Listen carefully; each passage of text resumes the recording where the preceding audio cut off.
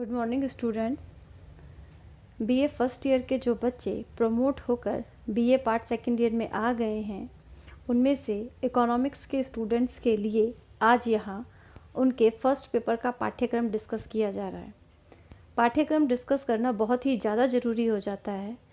वो इसलिए क्योंकि आप लोगों की क्लासेस कॉलेज में नहीं लग पा रही है और बीए सेकेंड ईयर में जो सिलेबस है आपके फर्स्ट पेपर का वो एकदम से बहुत ही लेंदी या ये कहें बहुत ही विस्तृत हो जाता है और थोड़ा सा यह टफ भी है स्टूडेंट्स के लिए जो बीए फर्स्ट ईयर में नॉन इकोनॉमिक्स बैकग्राउंड के थे। इसलिए यहाँ पर यह पाठ्यक्रम डिस्कस किया जा रहा है ताकि आप लोगों के सामने एक खाका तैयार हो जाए कि आपको अपने पेपर में आखिर पढ़ना क्या है। बीए सेकेंड ईयर का फर्स्ट पेपर का नाम है समष्टि अर्थशास्त्र मैक्रो इकोनॉमिक्स। जैसा कि आप सभी लोग जानते हैं, आपके पेपर को 3 पार्ट्स में डिवाइड किया गया है, सेक्शन ए, बी एंड सी में। सबसे पहले बात करते हैं सेक्शन ए की कि इसमें आपको क्या क्या पढ़ना है। बिल्कुल ही अलग तरीके का सिलेबस आ जाता है समष्टि अर्थशास्त्र में। आपको सबसे पहले सेक्शन ए के माध्यम से समष्टि अर्थशास्त्र की आधारभूत अवधारणा जैसे स्थैतिक, तुलनात्मक और प्रावेगिक विश्लेषण क्या होता है इसके बारे में बताया जाएगा। आपने यह नाम नहीं सुने होंगे या थोड़े बहुत सुने होंगे, तो इसका मतलब क्या है। स्थैतिक, तुलनात्मक और प्रावेगिक विश्लेषण के माध्यम से यह बताया जाएगा कि कोई साम्य निर्धारित किया जाता है तो वो किस प्रकार का हो सकता है। इसके अलावा समष्टि व व्यष्टि अर्थशास्त्र का आपस में क्या संबंध है। व्यष्टि अर्थशास्त्र आप लोग पढ़ चुके हैं बीए फर्स्ट ईयर में और सेकेंड ईयर में आप पढ़ रहे हैं समष्टि अर्थशास्त्र। दोनों के नाम अलग अलग हैं, लेकिन फिर भी इन दोनों में आपस में संबंध पाया जाता है, तो इसका अध्ययन भी हम यहाँ पर करेंगे। इसके अलावा स्टॉक व स्थिर राशियाँ क्या होती है, स्वतंत्र व आश्रित चर क्या होते हैं, स्टॉक और प्रवाह चर क्या होते हैं, ये सब आप पढ़ेंगे। फिर इसके बाद सबसे इम्पॉर्टेंट टॉपिक है समष्टि अर्थशास्त्र का या किसी देश की अर्थव्यवस्था का इनकम। तो सबसे पहले हम आय का वृत्ताकार प्रवाह जानेंगे कि आय का वृत्ताकार प्रवाह क्या होता है। छोटा सा मैं आपको हिंट दे देती हूँ कि आय या हम कहें मुद्रा या हम ये कहें कि हमारे भारत की मुद्रा इकोनॉमी में क्रय विक्रय के लिए इधर से उधर घूमती रहती है, यही आय का प्रवाह कहलाता है। तो हम विभिन्न क्षेत्रों के मध्य आय का वृत्ताकार प्रवाह कैसा होता है इसके बारे में अध्ययन करेंगे। फिर सबसे इम्पॉर्टेंट आता है राष्ट्रीय आय। नेशनल इनकम का जो टॉपिक है वो केवल आप लोगों के लिए यहाँ ही नहीं, आगे जाके आप लोग अपना कोई भी कॉम्पिटिटिव एग्ज़ाम देंगे उसमें भी बार बार आपको नेशनल इनकम पढ़ना ही पड़ेगा। तो यहाँ पे हम नेशनल इनकम की परिभाषा क्या होती है, कौन सी इसकी अवधारणाएं हैं, कैसे इसकी गणना की जाती है, गणना में क्या क्या कठिनाइयाँ आती है, इन सब का अध्ययन हम राष्ट्रीय आय में करेंगे। एक देश की राष्ट्रीय आय का उसके आर्थिक कल्याण के साथ बहुत ही गहरा संबंध होता है, तो राष्ट्रीय आय और आर्थिक कल्याण का क्या संबंध है ये भी आपको पढ़ाया जाएगा। फिर आती है मुद्रा। मुद्रा का यहाँ विस्तृत अध्ययन किया जाएगा। क्या क्या पढ़ेंगे हम मुद्रा के बारे में कि मुद्रा की परिभाषा क्या है, बहुत से प्रकार होते हैं मुद्राओं के, उसके बारे में हम जानेंगे।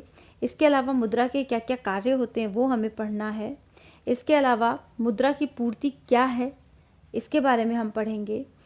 और इसके अलावा साथ में भारत में मुद्रा की विभिन्न अवधारणाएं प्रचलित हैं उनके बारे में, जैसा आपने M1, M2, M3, M4 के बारे में सुना होगा, ये भी हमको पढ़ना है। इसके साथ ही हाई पावर्ड मनी यानी उच्च शक्ति प्राप्त मुद्रा के बारे में भी पढ़ा जाएगा। फिर हम पढ़ेंगे मुद्रा परिमाण सिद्धांत।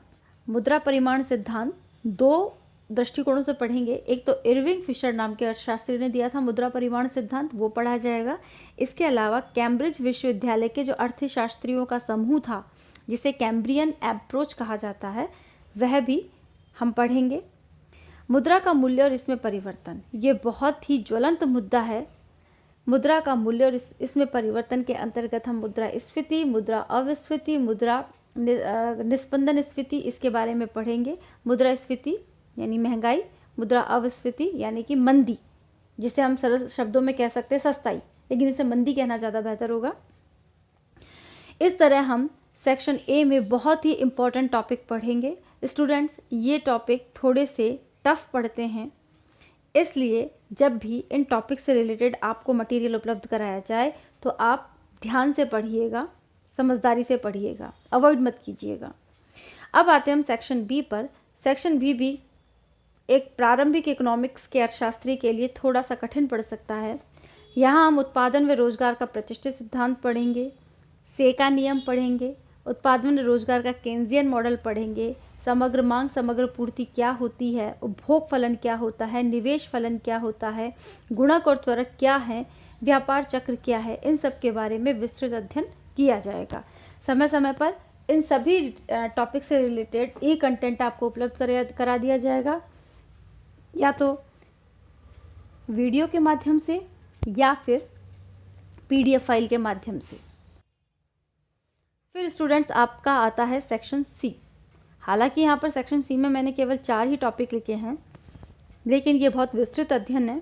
हम पढ़ेंगे केंद्रीय बैंक के बारे में, केंद्रीय बैंक क्या होता है, हमारे भारत का जो केंद्रीय बैंक है यानी कि भारतीय रिजर्व बैंक है वो कब बना, कैसे बना, उसकी फॉर्मेशन कैसे हुई, वो क्या क्या कार्य करता है, कैसे अपने से निचले स्तर के बैंकों के ऊपर नियंत्रण रखता है, इसके बारे में हम केंद्रीय बैंक के बारे में पढ़ेंगे। दूसरा हम पढ़ेंगे व्यापारिक बैंक। व्यापारिक बैंक का मतलब है जैसे SBI, ICICI, bank of Baroda, Punjab national bank, ये सभी व्यापारिक बैंक होते हैं जो पैसों में व्यापार करते हैं, मुद्रा में व्यापार करते हैं। तो ये किस प्रकार साख यानी कि उधार देने की प्रक्रिया को अपनाते हैं, क्या क्या कार्य करते हैं, व्यापारिक बैंकों का केंद्रीय बैंकों से क्या संबंध है, केंद्रीय बैंक किस प्रकार व्यापारिक बैंकों को नियंत्रित करता है, ये सब हम पढ़ेंगे।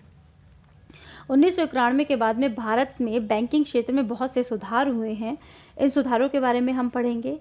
साथ में मुद्रा नीति या मौद्रिक नीति के बारे में भी पढ़ेंगे। मौद्रिक नीति का तात्पर्य होता है एक देश के केंद्रीय बैंक द्वारा मुद्रा की मात्रा को अर्थव्यवस्था में कम या ज़्यादा करके अर्थव्यवस्था को प्रभावित करने की कोशिश की जाती है, जो कि मौद्रिक नीति कहलाती है। तो हमारे यहाँ विभिन्न प्रकार के आर्थिक सुधारों के लिए केंद्रीय बैंक ने किस किस प्रकार की मौद्रिक नीति अपनाई है, इसके बारे में भी अध्ययन किया जाएगा। अब स्टूडेंट्स, मेरा आपसे एक ये कहना है कि समष्टि अर्थशास्त्र थोड़ा सा, मैं ये नहीं कहूँगी कि बहुत ज़्यादा, पर थोड़ा सा कठिन ही पड़ता है। इसलिए सभी टॉपिक से रिलेटेड कंटेंट मटेरियल आपको टाइम टू टाइम उपलब्ध करवाया जाएगा और कॉलेज प्रशासन ये आशा करता है कि आप उस कंटेंट का लाभ उठाएंगे ताकि आप अपने एग्ज़ाम्स में अच्छे मार्क्स अचीव कर सकें। Thank you very much.